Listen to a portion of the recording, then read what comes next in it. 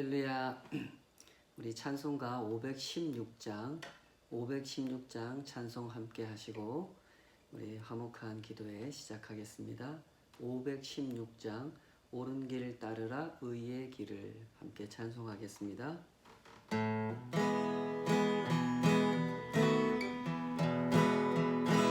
옳은 길 따르라 의의 길을 세계 만민의 참된 길 이 길 따라서 살기를 온 세계에 전하세 많은 백성이 나갈 길 밤 지나서 동뜬다 바람 빗고 와라 저기 주 예수의 나라 이 땅에 곧 오겠네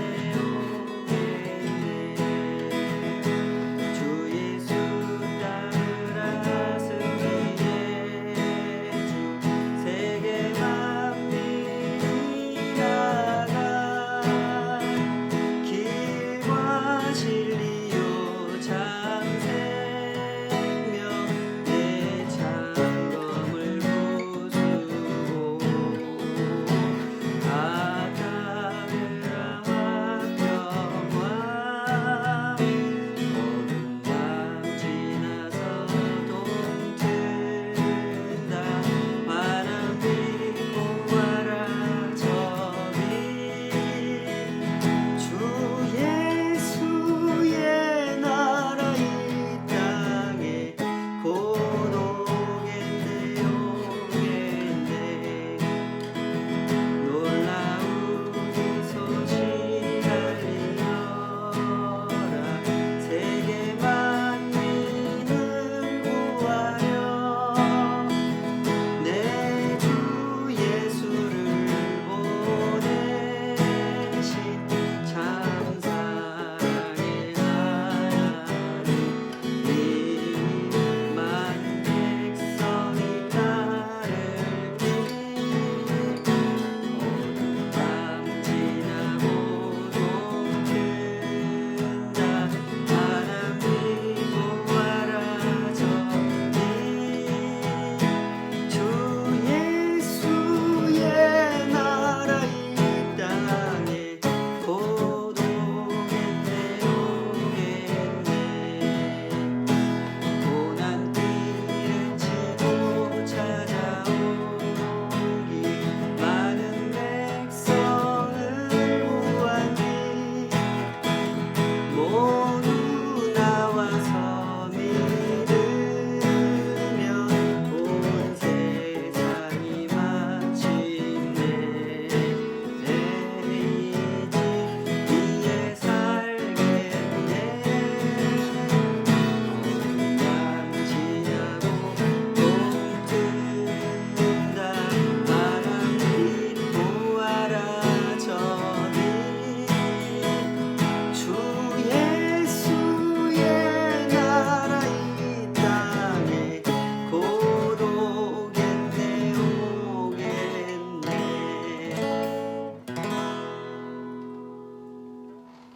아버지 하나님, 주님의 그 날을 사모합니다. 주님께서 계획하시고 이루어 가시는 그 한 걸음 한 걸음의 광대하신 역사를 이 땅 가운데 하나님께서 통치하시는 나라를 나타내시고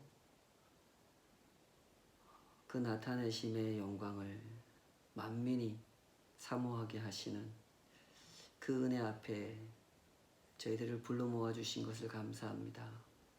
주께서 하시는 일을 우리의 마음으로 듣고 깨닫게 하시며 그 일에 참여하는 기쁨과 영광 위에서 우리에게 주어진 일상을 살아갈 수 있도록 오늘도 그 말씀으로 우리를 지도하여 주시옵소서.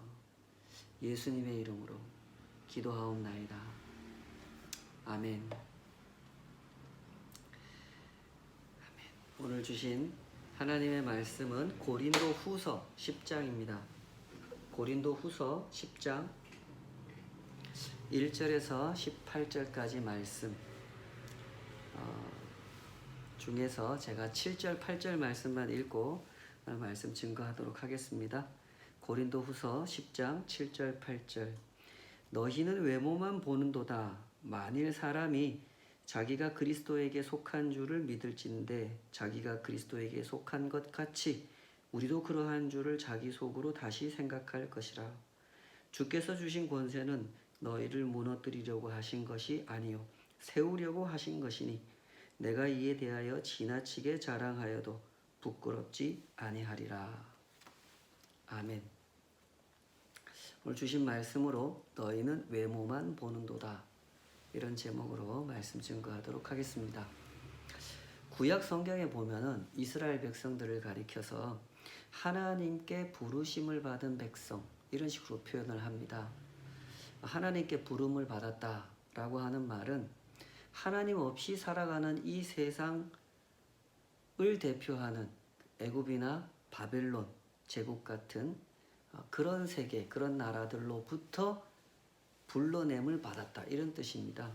그러니까 애굽 사람들이 살아가는 나라, 바벨론 사람들이 살아가는 나라에서 살지 말고 하나님께서 다스리시는 나라에서 살아가라고, 애굽이나 바벨론 사람들과는 다른 삶을 살아가라고 구별되었다, 그런 뜻이란 말입니다. 그래서 구약 성경을 보면 출애굽 이야기가 가득하고 출바벨론 이야기가 가득합니다.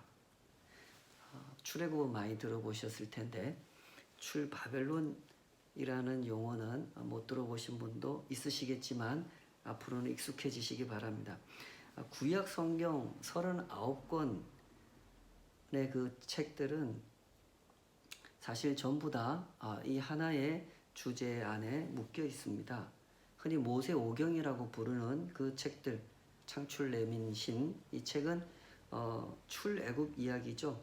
애굽과 다른 나라, 하나님의 가치와 하나님 나라의 영광, 하나님 나라의 기쁨 속에서 살아가기 위하여 배워야 할 이야기들, 그런 이야기들이 창세기, 출애굽기, 레위기, 민수기, 신명기에 가득 담겨져 있죠. 그런가 하면 구약의 나머지 책들도 다 마찬가지입니다. 애굽이 대표하고 바벨론이 대표하는 이 세상 나라의 가치가 왜 나쁜 가치관인지, 왜 가나안이라고 하는 사회가 그렇게 악한 사회인지를 설명해주고, 하나님께 부르심을 받은 하나님의 백성들이 세워야 하는 나라, 그 나라 안에서 추구해야 될 진리, 가치, 하나님의 사람들을 진정 복되게 하는 그 가치가 무엇인지를 가르쳐주는 책, 그것이 구약 성경이라는 것입니다. 그러면 신약 성경은 무엇일까요? 신약 성경은 조금 전에 설명한 이 구약 성경을 해설하는 책이 신약 성경입니다. 예수님과 사도들, 그리고 이 바울 사도 같은 분들이 감당했던 역할이 바로 그런 역할이란 말이죠. 구약 성경이 하나님에 대해서, 하나님의 나라에 대해서, 하나님 나라 백성이 살아가는 삶에 대해서 가르치는 바를 설명해주고 실천할 수 있도록 도전하고 격려하는 역할, 그것을 예수님께서 또 사도들이 감당했던 것이죠. 그렇게 감당하는 가운데 만들어진 책이 신약 성경인 것입니다. 그러면 여기서 우리가 한 가지 의문이 생기죠. 구약 성경이 오랫동안 존재해 왔고 구약 성경을 하나님 말씀이라고 확신하는 사람들, 그 말씀에 따라 살기 위하여 목숨을 건 사람들이 스스로 그렇게 우리는 하나님 말씀대로 살겠다 하고 목숨을 걸었던 사람들이 예수님 당시에도 많이 있었단 말입니다. 그런데 왜 굳이 예수님께서 오셔야 했고, 왜 굳이 사도들이 세워져야 했으며, 왜 굳이 교회가 세워져야 했는가 하는 질문이죠. 이 사람들이 누굽니까? 유대인들이죠. 예수님을 십자가에 못 박은 유대인들입니다. 아시는 바와 같이 그 유대인들의 후손임을 자처하는 사람들은 지금도 존재하고 있고 지금도 그 대부분의 사람들이 예수님과 기독교를 인정하지 않습니다. 참 이상하지 않습니까? 잘 모르는 사람들이 보면 밥그릇 싸움 하는 것으로 보이겠지만 사실은 전혀 그런 것이 아니죠. 유대교와 기독교가 서로 자기의 지분을 확장하기 위해서 다투는 그런 상황이 전혀 아닙니다. 이것은 어떤 상황이냐 하면 유대인들이 구약 성경을 해석하는 관점과 기독교, 다시 말해서 예수님과 사도들, 교회가 구약 성경을 해석하는 관점이 전혀 다르기 때문에 생겨난 현상인 것이죠. 예수님께서 보실 때 1세기 유대인들은 구약 성경을 가지고는 있었으나 구약 성경을 대단히 왜곡하여 해석하고 가르치며 왜곡된 방식으로 살아내려고 했던 것입니다. 당시 유대인들이 어떻게 살았습니까? 간단히 얘기하면 제국의 방식, 제국의 가치관을 중심에 품고 애굽의 방식, 애굽의 가치관, 바벨론의 방식, 바벨론의 가치관, 한 걸음 더 나가자면 로마의 방식, 로마의 가치관을 중심에 품고 그 상태로 성경을 해석하고 적용하면서 살았죠. 하나님을 사랑하는 것이 아니라 힘을 사랑했고 하나님 나라의 논리를 따르는 것이 아니라 이 세상의 논리, 힘의 논리를 따랐죠. 하나님 안에서 자랑하기를 거부하고 하나님 밖에서 자랑하고 싶어 했던 것입니다. 그러느라고 그들은 사람들의 정치에 희망을 걸었고 사람들이 이루어가는 정치에 목숨을 걸었던 것이죠.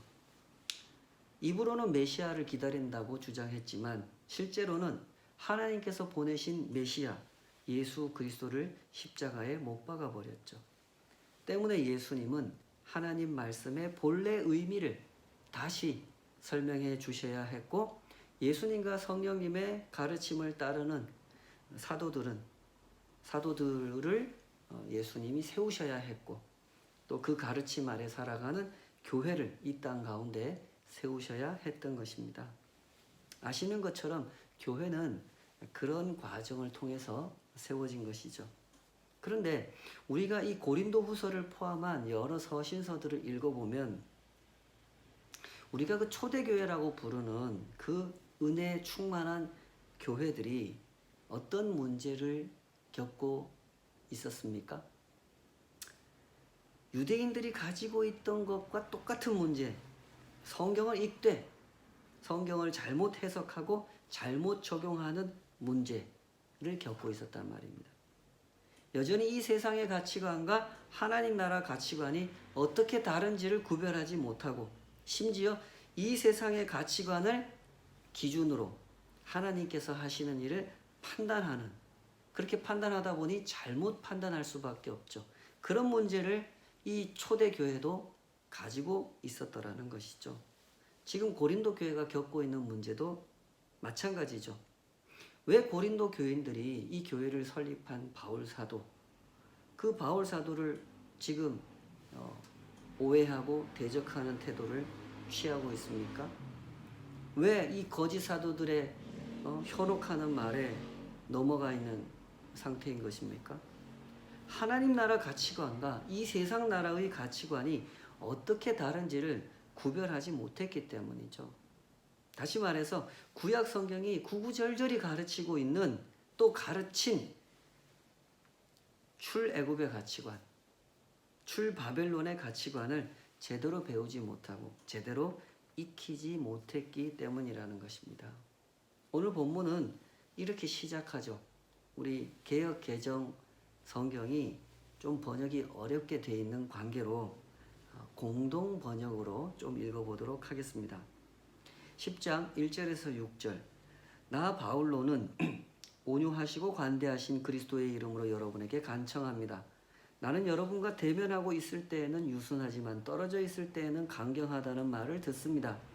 나는 물론 우리를 보고 속된 생활을 한다고 헐뜯는 자들에게 대해서는 강경한 태도를 가질 작정입니다.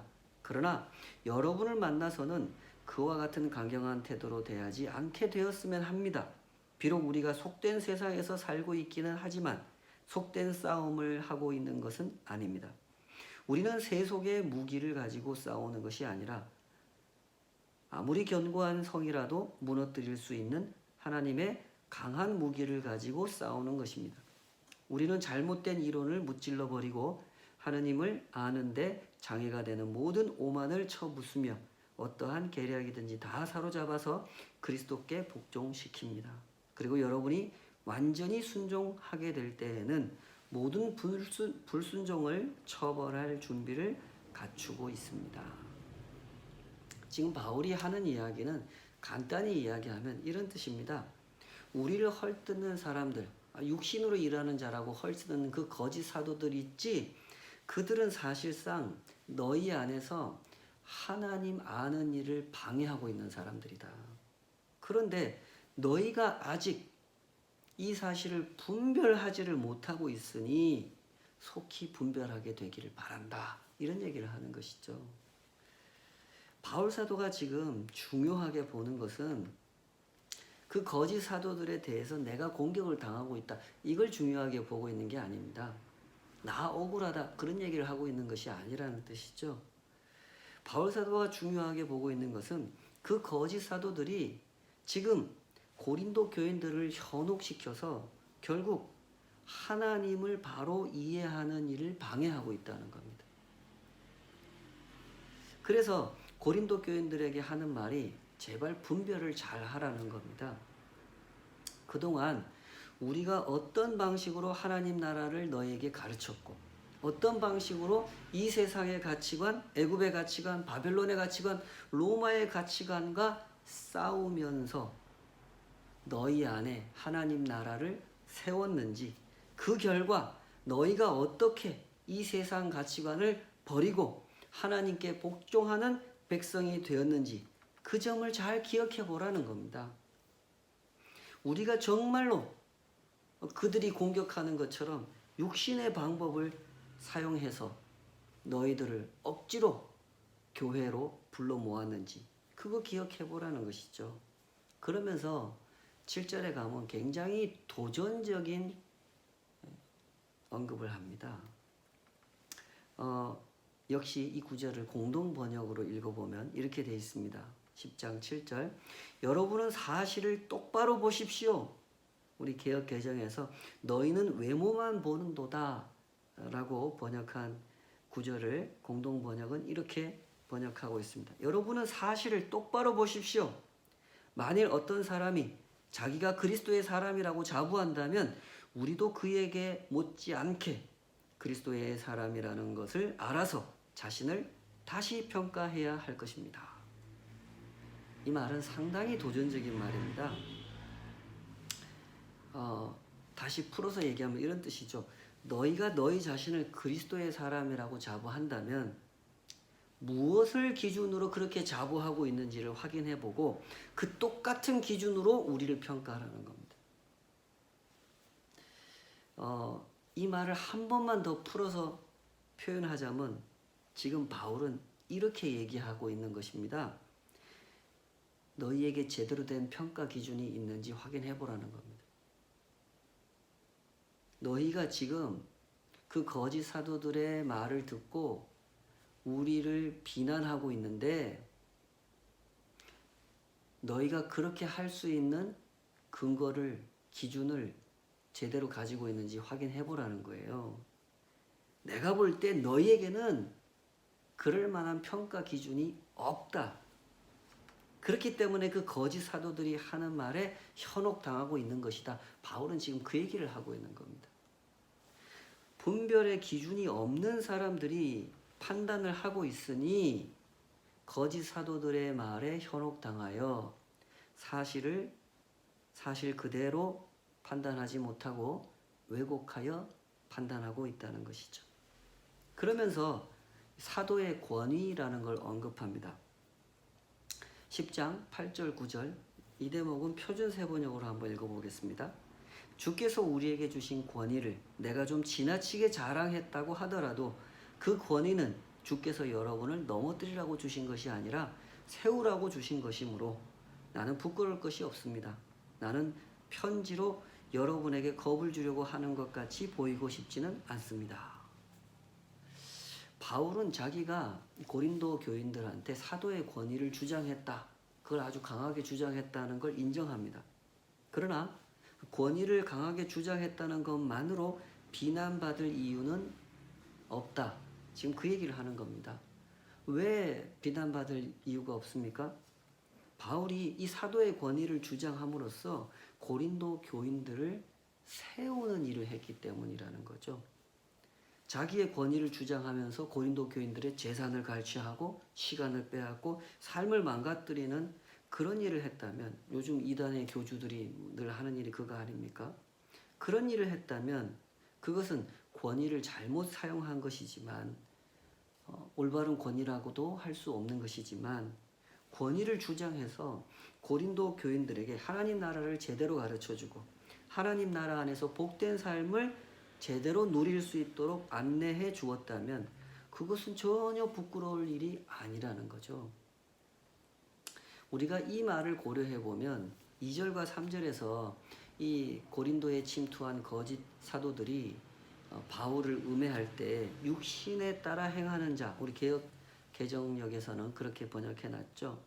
바울은 육신에 따라 행하는 자다. 이렇게 비난했는데 그 거짓 사도들이 바울을 어떤 식으로 비난했다는 의미인가 하는 것을 여기까지 보면 이 맥락 속에서 이해가 된단 말이죠. 아마도 그들은 바울을 이렇게 비난한 것 같습니다.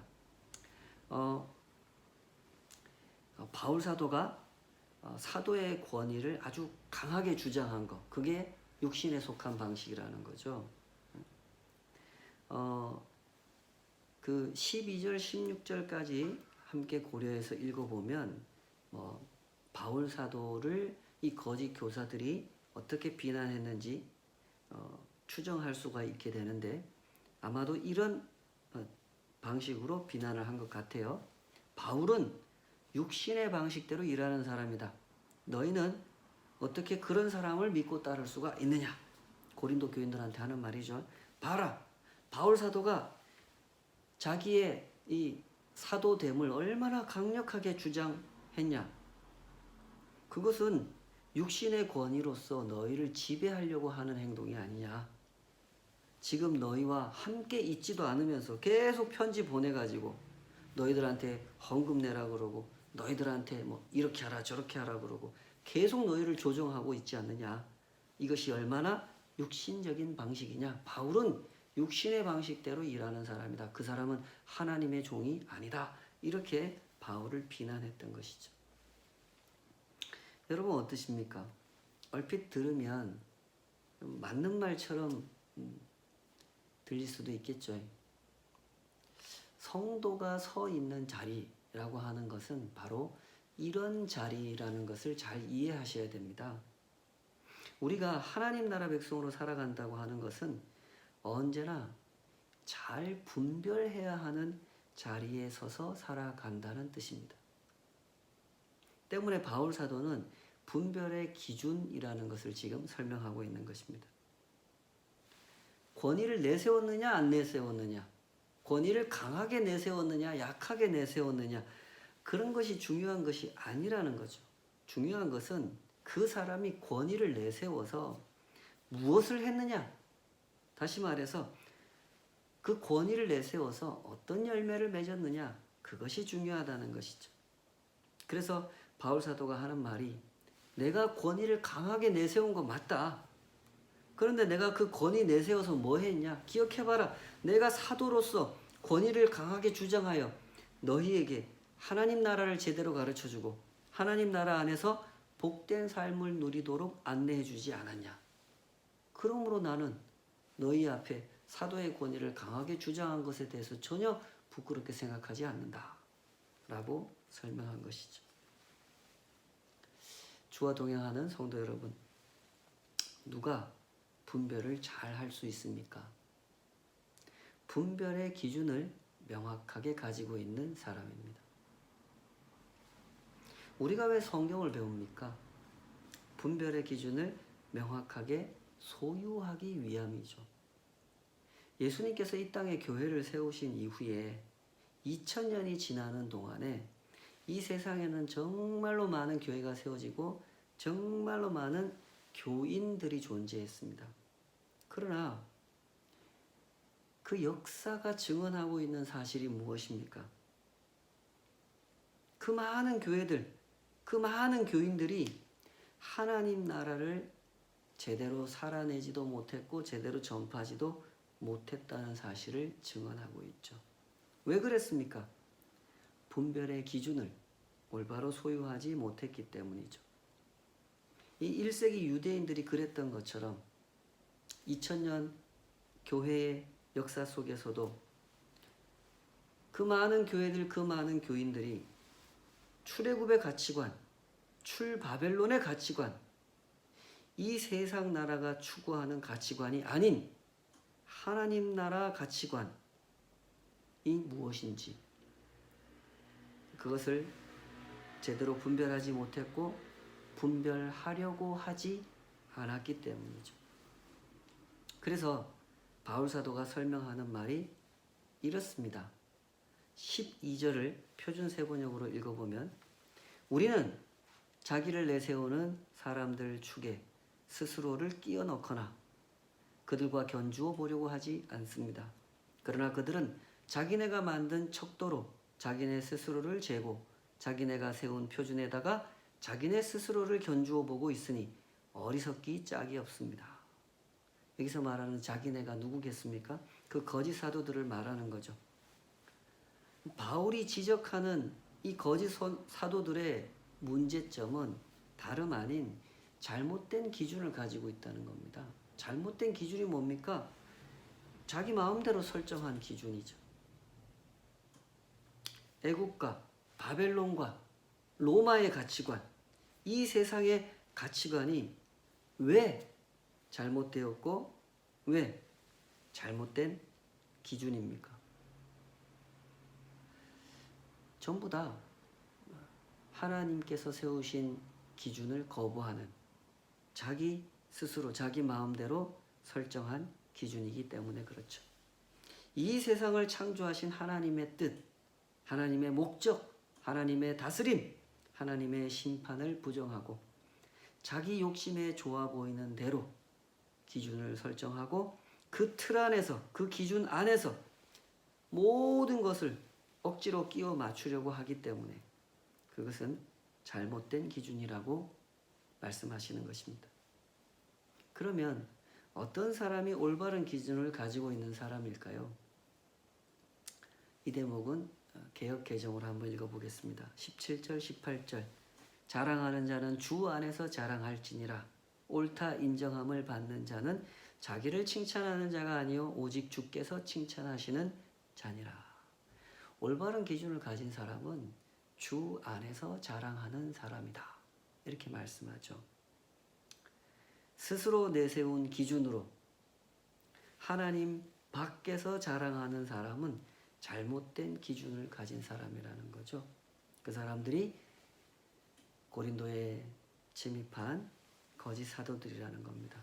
우리 13절 16절은 읽지 않았습니다만은 여기 이 설명하고 있는 바와 같이 하나님께서 열어주신 길을 따라서 바울이 복음을 전했더니 하나님께서 그들을 잘하게 하신 것을 봤고 그것을 보고 더 잘하게 할 수 있도록 바울이 독려했고 더 확장된 사역을 할 수 있도록 도전했고 그렇게 일한 바울 자신과 같은 사람들이 올바른 기준을 가진 사람이다.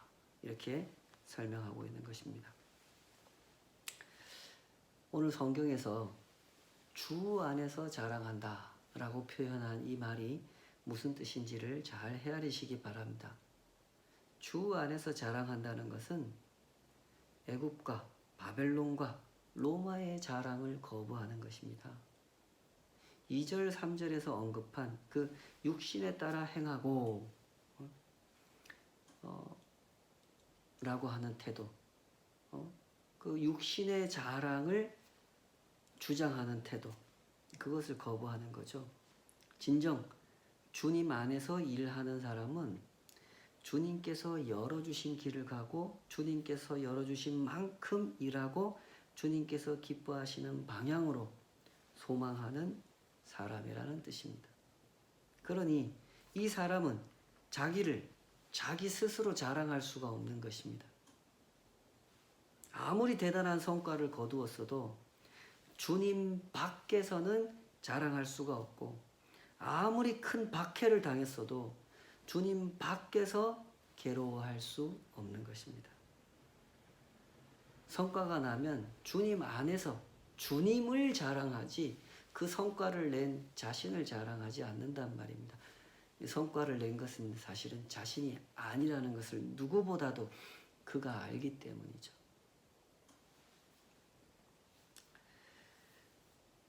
바울이 실제로 그렇게 사역하지 않았습니까? 주님께서 길을 열어주시면 들어갔고 주님께서 막으시면 못 들어갔습니다. 우리가 사도행전에 보면 바울의 전도 여행이 전부 다 그런 식이었죠. 바울도 나름대로 계획을 세웠고 준비했고 실행에 옮겼지만 때로는 하나님께서 길을 막으셨습니다. 아시아 지역으로 선교하러 준비해가지고 한참 아시아 쪽으로 가고 있는데 하나님께서 마게도냐로 가라. 길을 바꾸셨죠. 주님께서 막으시면 못 갔고 주님께서 여시면 길을 바꾸어서 그 길로 갔습니다. 여기 고린도 교회에 와서 교회를 세울 때도 마찬가지였죠. 고린도전서 2장 3절에서 바울이 직접 밝히고 있는 바와 같이 바울은 처음에 이 고린도에 왔을 때 굉장히 약하고 두려워하고 힘이 떨었습니다. 그만큼 고린도에서 교회를 세우기가 쉽지 않았었던 것이죠. 고린도에는 바울을 대적하는 세력이 아주 강력했습니다. 사도행전 18장 9절에서 10절에 보면 그 상황을 이렇게 그 정황을 설명해 주고 있는데, 바울이 너무 두려워 떨고 있으니까 하나님께서 밤에 바울에게 나타나서 이렇게 말씀하신단 말이죠. 사도행전 18장 9절 10절 밤에 주께서 환상 가운데 바울에게 말씀하시되 두려워하지 말며 침묵하지 말고 말하라. 내가 너와 함께 있음에 어떤 사람도 너를 대적하여 해롭게 할 자가 없을 것이니 이는 이 성 중에 내 백성이 많음이라 하시더라. 이것이 고린도에서 바울이 경험했던 상황이었죠. 바울은 이런 상황 속에서 고린도 교회를 세웠고 1년 6개월 동안 고린도 교회를 인도하는, 가르치는 이런 사역을 감당했고, 그 뒤로는 에베소로 갔고 그 뒤로는 또 여러 지역을 옮겨 다니면서 여러 교회, 여러 성도들을 돌보고 세우고 길이 막히면 돌아가고 그런 사역을 거듭했었던 것이죠. 때문에 바울이 할 수 있는 자랑은 하나님 안에서 하는 자랑이었던 것입니다.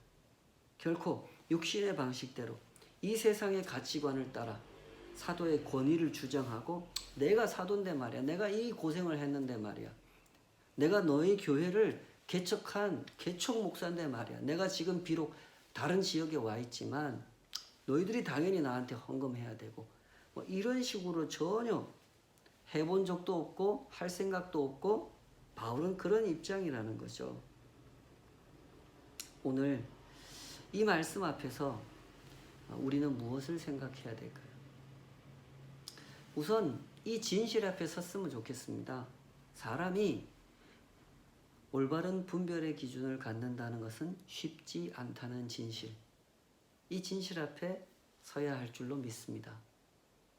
더하기 빼기를 배우는 것이라면, 덧셈 뺄셈 배우는 것이라면 좀 가벼운 마음으로 우리가 갈 수 있죠. 그러나 방정식을 배우는 것이라면, 미분 적분을 배우는 것이라면 그래서는 안 될 것입니다. 보다 진지하고 보다 무겁고 적극적인 마음을 먹고 다가가야 할 것입니다. 하나를 배우면 배운 대로 풀어보고 확인해보고 점검하면서 제대로 이해하고 그 다음 단계를 또 배우고 이해하고 그 다음 단계를 또 배우는 그런 자세를 가지고 나아가야 하는 것이죠. 하나님의 진리라고 하는 것은 어떤 마음을 먹고 와야 되겠습니까? 안타깝게도 많은 사람들이 하나님의 진리를 배우겠다고 교회에 찾아오지만 너무나 가벼운 마음으로 다가오는 것을 봅니다. 사람이 이 작은 머리로 그 크신 하나님께서 하신 일을 배운다고 하는 것은 얼마나 어려운 일이겠습니까? 얼마나 진지한 마음을 가지고 접근해야 하는 일이겠습니까? 그러나 안타깝게도 사람들은 그렇게 생각하지 않죠. 그래서 듣기는 듣지만 깨닫지 못하고 배우기는 배우지만 10년을 배워도 20년을 배워도 언제나 그 자리에 머물러 있는 것입니다. 예수님께서 인용하신 그 말씀, 이사야 선지자를 통해서 하신 말씀과 똑같단 말입니다. 이사야 6장 9절 10절 하나님께서 이사야 선지자를 부르실 때 이렇게 말씀하셨죠. 여호와께서 이르시되 가서 이 백성에게 이르기를 너희가 듣기는 들어도 깨닫지 못할 것이요 보기는 보아도 알지 못하리라 하여 이 백성의 마음을 둔하게 하며 그들의 귀가 막히고 그들의 눈이 감기게 하라. 염려하건대 그들이 눈으로 보고 귀로 듣고 마음으로 깨닫고 다시 돌아와 고침을 받을까 하노라. 왜 이사야 선지자 당시에 이스라엘 백성들, 왜 1세기에 유대인들은 이사야같이 위대한 선지자의 설명을 듣고도 하나님의 아들 예수 그리스도의 설명을 듣고도 깨닫지 못했습니까? 구약시대 이스라엘 백성들에게 체험이 부족했습니까? 역사가 짧았습니까? 좋은 설교자가 없었습니까? 아니죠. 그들은 그런 점에서 누구보다도 많은 혜택을 누린 사람들이었습니다. 그러나 올바른 기준을 갖지 못했죠. 그래서 올바로 분별할 수 없었습니다. 왜 올바른 기준을 갖지 못했습니까? 올바른 기준을 가지려고 하지 않았기 때문이죠. 하나님께서 하신 일을 차분히 진지하게 성찰해 보려고 하지 않고 겉으로 보이는 것만 가지고 대충 판단하려고 했기 때문입니다. 때문에 오늘 본문 7절에서 바울 사도는 고린도 교인들을 이렇게 책망한 것입니다. 너희는 외모만 보고 판단하는 사람이라. 사실을 있는 그대로 보지 못하고 겉으로 보이는 것만 대충 보고 판단해 버리기 때문에 사실을 왜곡하여 보고 있다는 것이죠. 이 말을 좀 풀어서 다시 정리하면 너희는 하나님께서 하시는 일을 볼 줄 모른다는 뜻입니다. 고린도 교인들이 왜 하나님께서 하시는 일을 볼 줄 몰랐습니까? 하나님께서 하시는 일을 보려고 하지 않았기 때문이라는 겁니다. 겉으로 보이는 것만 가지고 사람이 하는 것만 가지고 사람의 눈으로 판단하려고 했기 때문에 하나님도 몰랐고 하나님께서 하시는 일도 분별할 줄 몰랐고 누가 진정한 하나님의 사역자인지도 몰랐다는 것이죠. 주와 동행하는 성도 여러분, 사실이 이렇고 진실이 이렇습니다. 지금도 얼마나 많은 사람들이 하나님을 믿는다고 하지만 겉으로 보이는 것에 자기 마음을 완전히 빼앗겨서 잘못 판단하고 잘못된 사람들과 어울리고 그러면서 삶을 낭비하고 있죠. 올바른 분별력을 갖고 싶다면 반드시 이 자세를 가져야 됩니다. 하나님께서 하시는 일을 보려고 해야 합니다. 하나님께서 하시는 일을 사람의 눈으로, 사람의 기준으로 보고 판단하려고 하면 절대로 하나님께서 하시는 일을 볼 수가 없습니다. 다시 말해서 겉으로 보이는 것, 그 이상의 것을 보려고 해야 한다는 것이죠. 그래야 올바른 분별력을 가질 수가 있는 것입니다. 실로 우리가 살아가는 삶이 어떤 삶인지 진지하게 관찰해 보시기 바랍니다. 하나님은 우리 눈에 보이지 않습니다. 하나님의 음성도 들리지 않습니다. 당시 고린도 교인들 입장에서 생각해 보면 하나님이 이렇게 하시면 참 쉽지 않겠습니까?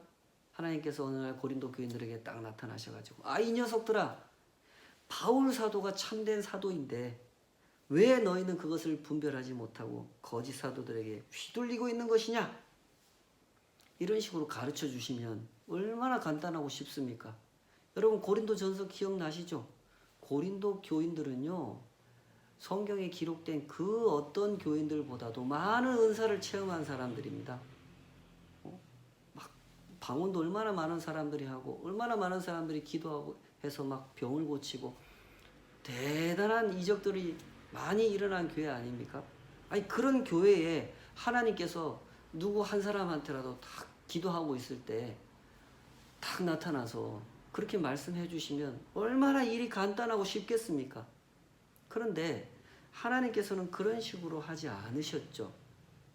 바울 사도로 하여금 편지를 써서 구구절절히 설명하게 하셨고 고린도 교인들에게는 바울의 그 설명을 들어보고 판단하게 하셨습니다. 왜 이렇게 하셨겠습니까? 하나님께서 우리에게 주고자 하시는 분별력이라고 하는 것은 사람이 원하지도 않는데, 사람이 들어보고 이해도 안 되는데 억지로 받아들이는 지식, 억지로 받아들이는 기준이 아니라 원하는 사람에게 사람이 이해할 수 있고 사람이 기뻐하는, 정말 이것이 진리로구나, 정말로 하나님은 선하게 통치하시는구나, 선하게 일하시는구나 하는 마음으로 받아들일 수 있는, 그래서 그 가르침을 따라 살아갈 수 있는 그런 분별력을 주려고 하시기 때문에 하나님은 이런 방식으로 일하시는 것입니다. 분별력이란 그런 것입니다. 밖에서 억지로 밀어 넣을 수 있는 것이 아닙니다. 사람이란 그런 존재가 아니죠. 억지로 밀어 넣으려고 하면 할수록 튕겨내는 것이 사람 아니겠습니까? 참된 분별력이란 사모하는 사람에게만, 진지하게 다가와서 겸손하게 배우는 사람에게만 허락되는 것입니다. 부디 자기 영혼을 점검하시기 바랍니다.